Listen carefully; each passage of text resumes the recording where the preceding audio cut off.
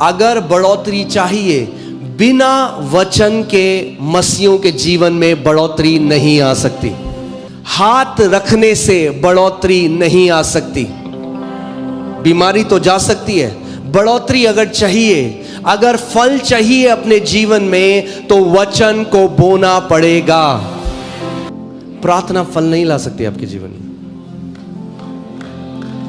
केवल वही लोग परमेश्वर का वचन को समझते हैं जो समझना चाहते हैं। जो धार्मिक पुस्तक की तरह 4 चैप्टर पढ़ देते हैं और कहते हैं मैंने अपना धार्मिक कार्य कर दिया, वो कुछ नहीं समझते।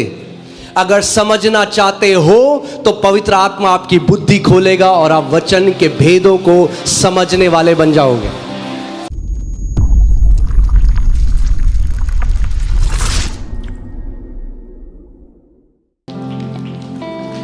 प्रार्थना, प्रभु यीशु मसीह ने क्या कहा? प्रार्थना क्यों करो कि तुम परीक्षा में ना पड़ो। प्रार्थना हमें प्रोटेक्ट करती है शैतान से।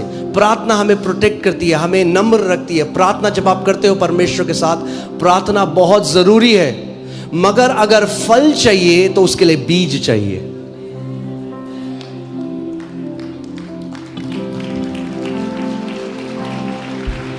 कितने मसीह ऐसे हैं, वो टोटके की तरह सोचते हैं उपवास और प्रार्थना को। बीमार हुए तो कहते हैं हम उपवास और प्रार्थना में कर लेते हैं, और पूरी उस उपवास प्रार्थना में परमेश्वर से भीख मांगेंगे, प्रभु तू क्यों नहीं कर रहा मुझे, प्रभु मुझे चंगा कर दे, प्रभु मुझे चंगा कर दे, प्रभु मुझे चंगा कर दे। मगर वचन का बीज नहीं बोएंगे अपने हृदय में, और इसीलिए कितने मसीह लंबे समय से बीमार हैं। आमीन। परंतु जब दाना पक जाता है तब वह तुरंत हंसिया लगाता है, क्योंकि कटनी आ पहुंची है। आमीन। अगर वचन को रोज अपने हृदय में भरते रहोगे तो एक समय आ रहा है जब रोज कटनी करोगे, क्योंकि वो प्रक्रिया से होकर आपका जीवन जा रहा है। फिर आपका जीवन अप एंड डाउन नहीं होगा। आज ऊपर कल नीचे परसों ऊपर नहीं। आपका जीवन फलों से लदा हुआ होगा। और प्रभु यीशु मसीह ने कहा, जब तुम बहुत सा फल फलते हो तो मेरे पिता की महिमा होती है। यानी एक मसीह जो फलवंत मसीह है, उसके जीवन से परमेश्वर को बड़ी महिमा मिलती है। जब आपका जीवन फलों से भरा हुआ होता है तो उस जीवन से प्रभु यीशु मसीह को, पिता को क्या मिलती है? महिमा मिलती है। हालेलुया। ओके, सो चलिए मैं आपको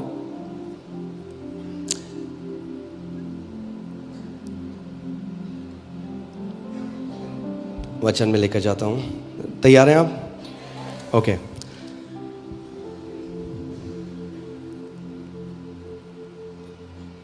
यूहन्ना 1 से 4 तक मैं पढ़ूंगा। आदि में क्या था? Come on. आदि में क्या था? आदि में वचन था, और वचन परमेश्वर के साथ था, और वचन परमेश्वर था। आमीन। यही आदि में परमेश्वर के साथ था। सब कुछ उसी के द्वारा उत्पन्न हुआ। किसके द्वारा उत्पन्न हुआ? वचन के द्वारा। सब क्लियर है अभी तक?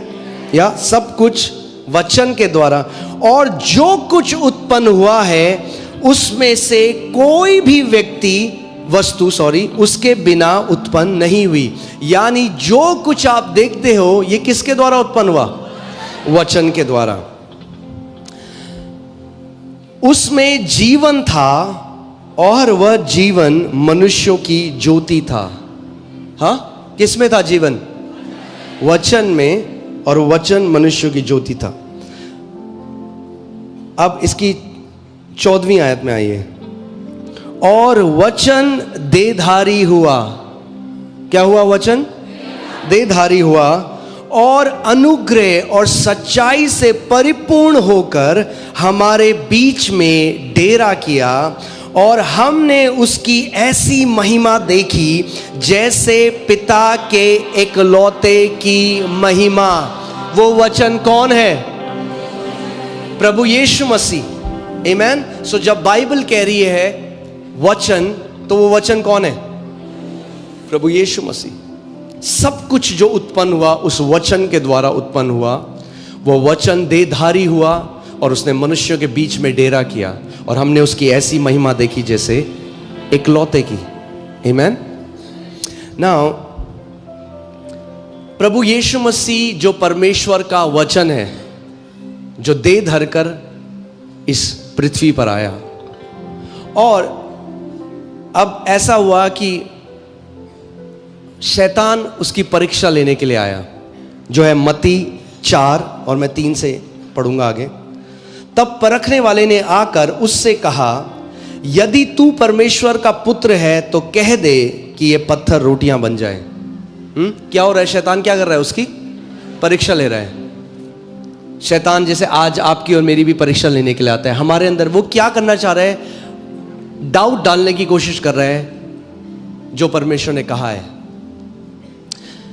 यीशु ने उत्तर दिया, लिखा है। क्या कहा प्रभु यीशु मसीह ने? लिखा है, मनुष्य केवल रोटी ही से नहीं परंतु हर एक वचन से जो परमेश्वर के मुख से निकलता है जीवित रहेगा। अगर जीवित रहना है लंबा इस पृथ्वी पे, अगर जीवित रहना है, एक जय में चलना है, अगर एक जैवन जीवन चलना है, तो आपको क्या करना पड़ेगा? परमेश्वर के वचन के द्वारा जीना पड़ेगा। आमीन। मगर जब मैं इसको पढ़ रहा था, मेरे लिए बहुत ही अमेजिंग बात क्या है कि प्रभु यीशु मसीह जो स्वयं वचन है, हाँ, जो जीवित वचन है परमेश्वर का, आदि में क्या था? वचन। सब कुछ जो आप देखते हो वचन के द्वारा बनाया गया, और वचन देहधारी हुआ। और ये वचन अब जो देहधारी हुआ वो किसकी तरफ इशारा कर रहा है? लिखित वचन की तरफ। सोचो इसके बारे में।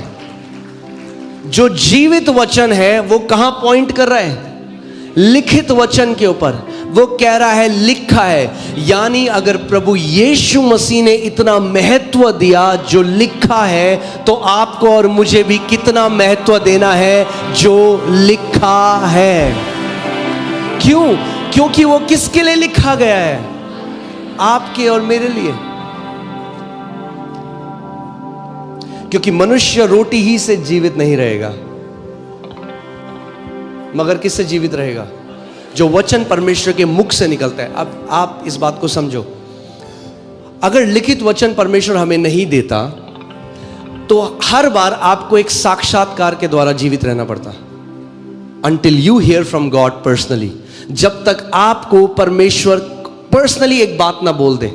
मगर पूरी स्टार्टिंग से लेकर अभी तक परमेश्वर ने जो भी प्रतिज्ञाएं बोली अपने संतों को, क्योंकि वो परमेश्वर का वचन है, वो जीवित है, उसके अंदर क्रिया शक्ति है, और जो उसने उनके लिए किया आज वही वो वचन हमारे लिए भी कर सकता है।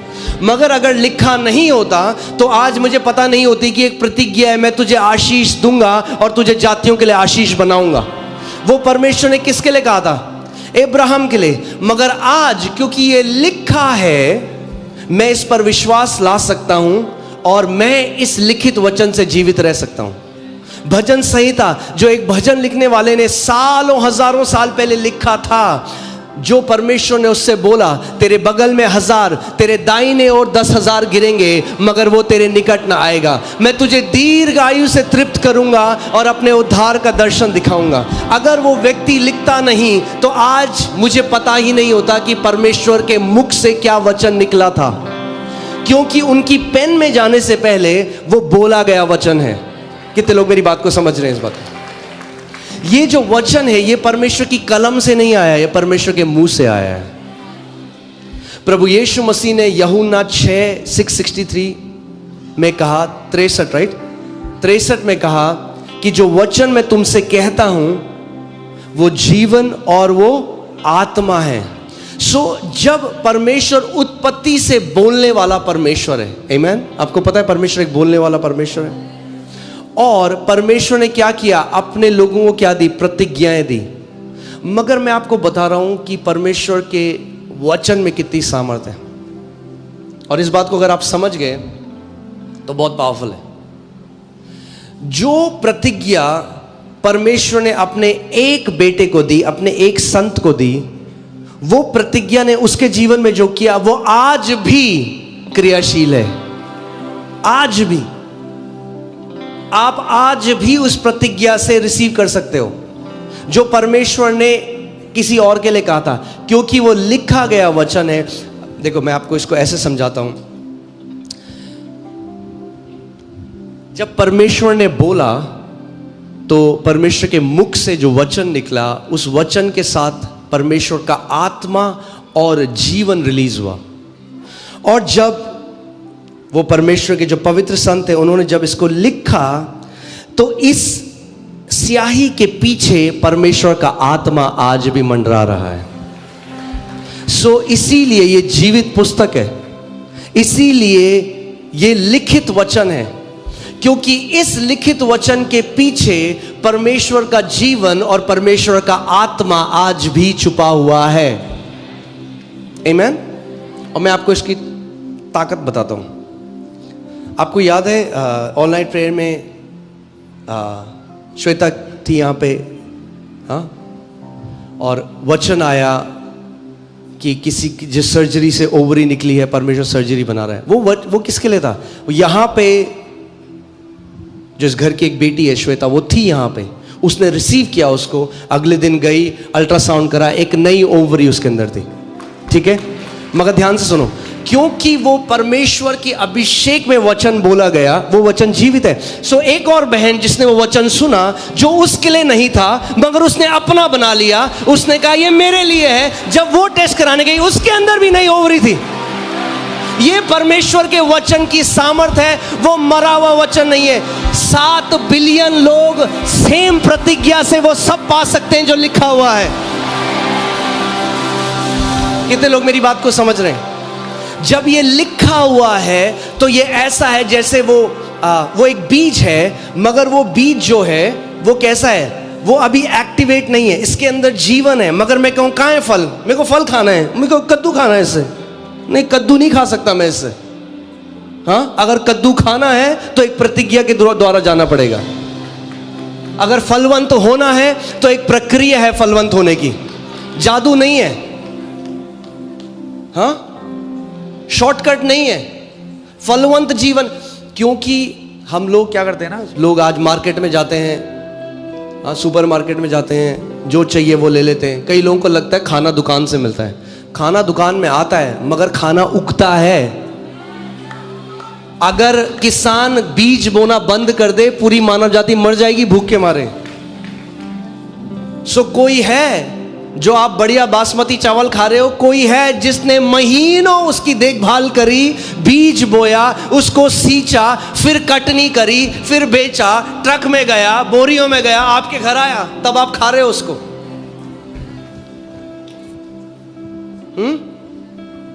अब हम रेस्टोरेंट जाते हैं तो बहुत अच्छा लगता है, आप गए वहां पे, आपने बनाया नहीं, आपने किसी और ने पकाया, कोई लेकर आया और फिर आपने खाया। कई लोग कलीसिया को भी ऐसे ही सोचते हैं, आप मेहनत करो पास्टर, आप बीज बो, आप कटनी करो, बस खिला दो हमें बढ़िया खाना।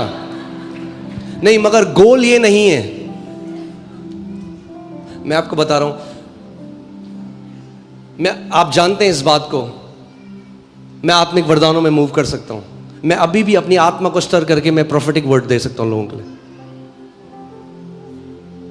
मगर मैं नहीं चाहता कि ये मिनिस्ट्री मेरे ऊपर बने या ये गिफ्ट के ऊपर बने। मैं चाहता हूं हर एक व्यक्ति वचन में परिपक्व हो जाए और एक योद्धा की तरह जीने लग जाए।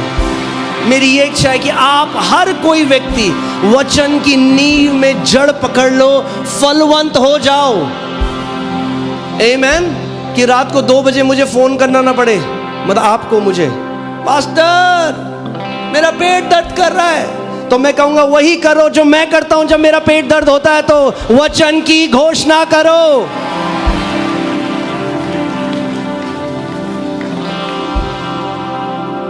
आमीन, हालेलुया।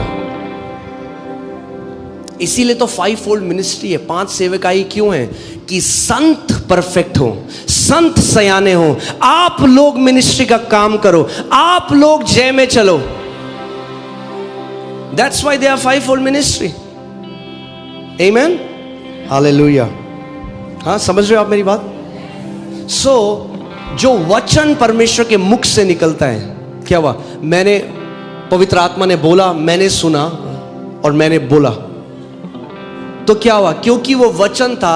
आज भी मैं आपको बता रहा हूं, किसी की ओवरी अगर निकाली है सर्जरी से, वो उस प्रोफेसी को सुनेगी और बार बार मनन करेगी, बिलीव करेगी, उसके अंदर भी एक नई ओवरी आ जाएगी। क्यों? क्योंकि वचन में क्रिएटिव पावर है, वचन में रचना करने की क्षमता है। क्योंकि सब कुछ जो आप देखते हो वो परमेश्वर के वचन से रचा गया है।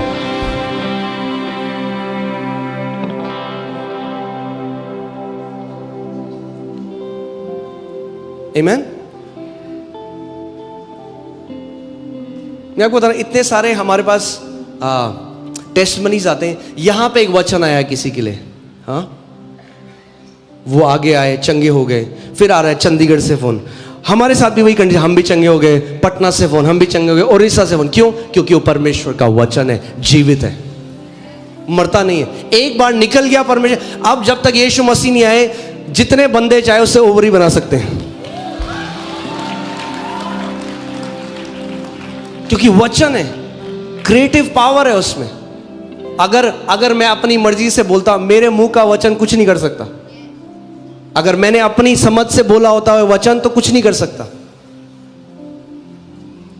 हाँ, असली, अब मैं अलग टॉपिक है, मगर मैं, भविष्यवाणी असली वो है जिसमें क्रिएटिव पावर है। लोग आज कैसी साइकिक भविष्यवाणियों के पीछे जा रहे हैं। अरे उसने मेरा नंबर और नाम बता दिया। अरे तुम्हें नहीं पता तुम्हारा नंबर और नाम? क्या बढ़ोतरी हुई तुम्हारे जीवन में, किसी ने तुम्हारा नंबर तुम्हें बता दिया तो? ये तो साइकिक भी करते हैं बात। आई एम नॉट इम्प्रेस्ड अगर कोई मुझे बोल दे तुम्हारा नाम अंकित है, वो मुझे पता है मेरा नाम। अगर भविष्यद्वक्ता हो तो मुझे वो बताओ परमेश्वर क्या कह रहा है। वो मत बताओ जो फेसबुक से देख सकते हो तुम। आमेन। एक इंसान किसी की ओवरी नहीं बना सकता। इट्स नॉट माई वर्ड, ये परमेश्वर का वचन है। आमेन। तो मैं आपको क्या बताना चाह रहा हूं आज, कि जब आप इस बात को समझ जाओगे कि जीवन, मेरी जो कुछ आपको चाहिए, जो कुछ, बोलो जो कुछ। मैं नागालैंड में था एक कॉन्फ्रेंस में, तो वहां पे किसी ने मुझे पूछा, आपने ये गाड़ी कैसे ली? मेरी कार के लिए। आपने कार कैसे ली? मैंने कहा इसके अंदर है। तो वो हंसने लग गए। मैंने हंस लो। Everything that you need is wrapped up in the word of God. जो कुछ आपको चाहिए वो परमेश्वर के वचन के अंदर है। Amen. जो कुछ आपको चाहिए वो इस वचन के अंदर है, और आपको ढूंढ निकालना है उसको। प्रभु यीशु मसीह ने जब वो आराधनालय गया, बाइबल कहती है, तो उसने यशाया की पुस्तक खोली। कई लोग सोचते हैं कि प्रभु यीशु मसीह ने ऐसे किया और यशाया की पुस्तक खुल गई। नहीं नहीं नहीं नहीं, बाइबल कहती है उसने ढूंढी है, यानी उसको पता था यशाया की पुस्तक कहाँ है। वो गया यशाया की पुस्तक में और फिर उसने कहा, ये वचन मेरे लिए लिखा गया है। आपको अपने आप को ढूंढना है परमेश्वर के वचन में, कि जब आप कुछ पढ़ो उसको पर्सनलाइज करो, अपना बना लो और बोलो ये मेरे लिए लिखा गया है। आमेन। जब आप पढ़ते हो परमेश्वर का वचन कहता है, मैं तुझे दीर्घायु से तृप्त करूंगा और अपने उद्धार का दर्शन दिखाऊंगा। बोलो परमेश्वर धन्यवाद, ये मेरे लिए, मेरे परिवार के लिए लिखा गया है।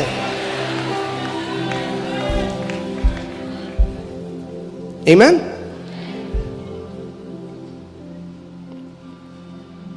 चलिए मैं आपको, हालेलुया,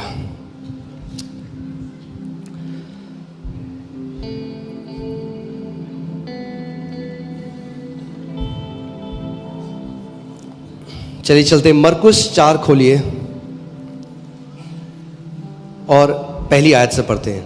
वह फिर झील के किनारे उपदेश देने लगा और ऐसी बड़ी भीड़ उसके पास इकट्ठी हो गई कि वह झील में एक नाव पर चढ़कर बैठ गया और सारी भीड़ भूमि पर झील के किनारे खड़ी रही। ठीक है, वो परमेश्वर प्रभु यीशु मसीह क्या कर रहे हैं? वो प्रचार कर रहा है, वो शिक्षा दे रहा है, उन्हें उपदेश दे रहे हैं।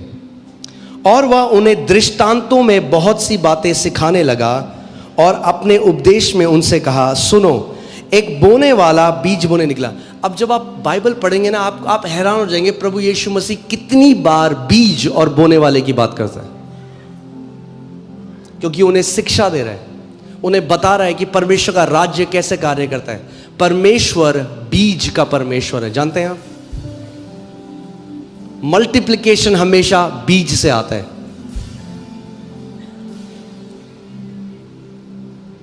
आप सोचो, आप आए, मेरे खेत के बगीचे हैं, बहुत सारे खेत के बगीचे, कहना सेब के बगीचे हैं। हाँ, अभी थोड़ा टाइम लगेगा, थोड़ा पहला संडे सर्विस, आपको अनुग्रह देना पड़ेगा मेरे को। सो सेब के बगीचे हैं मेरे, ठीक है। आप भूखे हैं, आप आए और मैंने आपको क्या किया?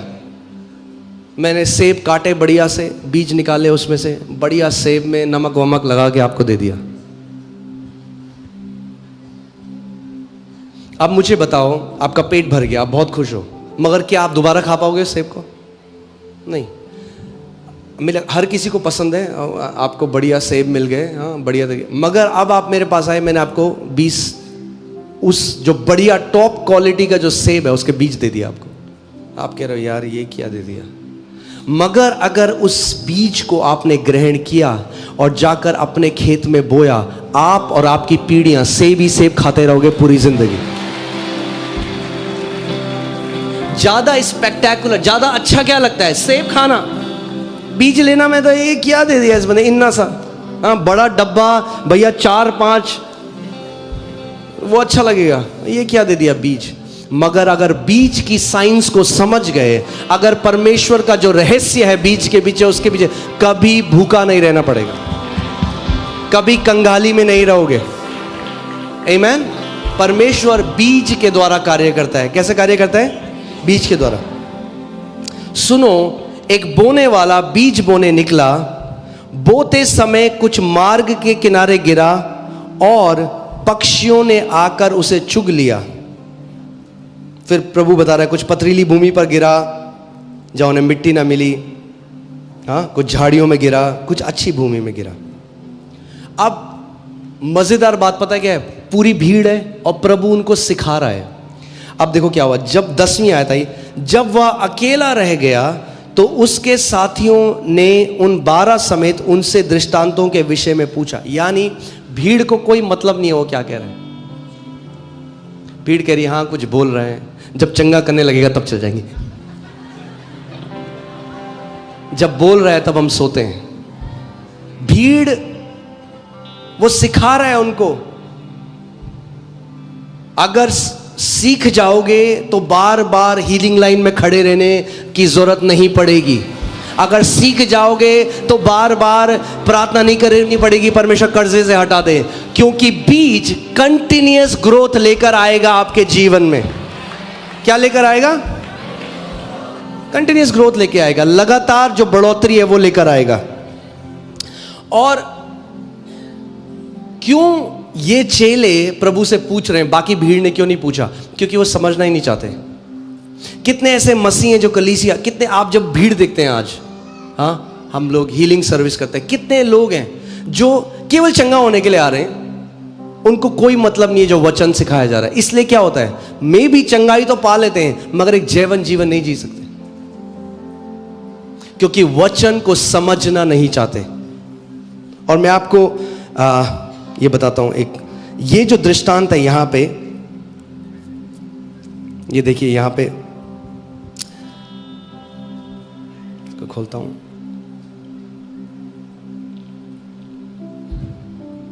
मरकुस नहीं, एक मिनट,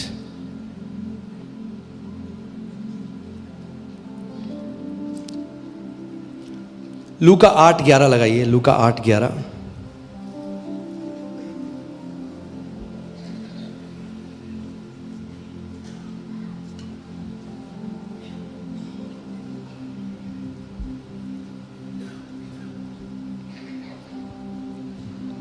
दृष्टांत का अर्थ यह है कि बीज क्या है? बीज क्या है? परमेश्वर का वचन बीज है। मैं बता रहा हूं, अगर आप केवल, आप लोग वो लोग नहीं हो, प्रेज गॉड, आप लोग वो लोग नहीं हो। आप लोग तब आए हो जब अनॉइंटिंग ऑयल सर्विस या ले हैंड सर्विस या हीलिंग सर्विस नहीं है। आप नॉर्मल संडे को आए हो, यानी आप वचन का आदर करने वाले मसीह हो। अंतर है भीड़ में और उन लोगों में जो सीखना चाहते हैं।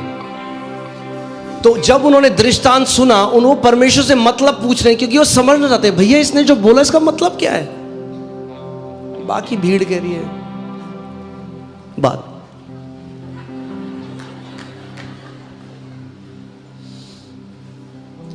आमीन। बहुत सारी कलीसियां आज डिपेंडेंट हैं on a man of God, और बल्कि मैन ऑफ गॉड की रिस्पॉन्सिबिलिटी है to lead people to the word of God. अगर मैं आपका उत्तर नहीं हूं, मेरे ऊपर भरोसा करोगे तो निराश हो जाओगे, मगर अगर वचन के ऊपर भरोसा करोगे तो कभी भी निराश नहीं होगे।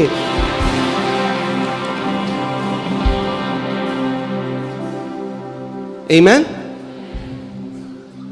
क्योंकि परमेश्वर ने मेरा अभिषेक क्यों किया है? उसके वचन को सिखाने के लिए, कि आप वचन से ग्रहण करना सीख जाओ।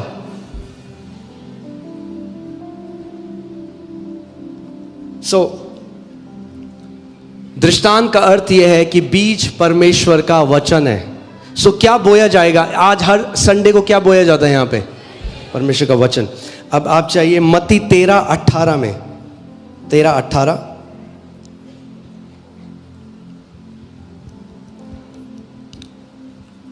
अब तुम बोने वाले के दृष्टांत का अर्थ सुनो। अब प्रभु यीशु मसीह उसका अर्थ बता रहे हैं, क्योंकि उन्होंने अर्थ पूछा है।